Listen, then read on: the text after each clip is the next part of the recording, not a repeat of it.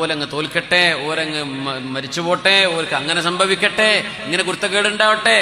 ഇതൊന്നും ഒരു മുഅ്മിന് ചിന്തിക്കാൻ കഴിയില്ല. എന്തുകൊണ്ട് കഴിയില്ല? അദ്ദീനു അന്നസ്വീഹ. ദീൻ എന്ന് പറയുന്നത് ആദം നബിയുടെ മക്കളിൽ ഓരോരുത്തർക്കും, മുസ്ലിം ആണെങ്കിലും അല്ലെങ്കിലും, അവർക്ക് നന്മ വരണം, ഹിദായത്ത് കിട്ടണം എന്ന് ഖൽബ് കൊണ്ട് കൊതിക്കലാണ്. അത് നമുക്ക് എത്ര കണ്ടുണ്ട്, എത്ര കണ്ട് നമ്മളുടെ കീശയിൽ നിന്ന് ചാടിപ്പോയിട്ടുണ്ട് എന്ന് നമ്മളൊക്കെ ഒന്ന് ആലോചിച്ച് നോക്കുക.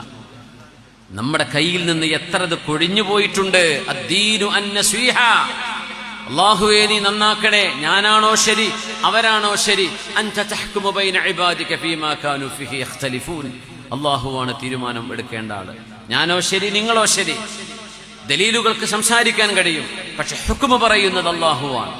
അതുകൊണ്ട് ബാക്കിയുള്ള ഞങ്ങളല്ലാത്ത ബാക്കിയുള്ളവരൊക്കെ പോകട്ടെ നരകത്തിലേക്ക്, അങ്ങനൊന്നും ഒരു മുഅ്മിന് പറയാൻ കഴിയൂലേ, ചിന്തിക്കാൻ പാടില്ലെന്നാണ്. അദ്ദീനു അന്നസ്വീഹ.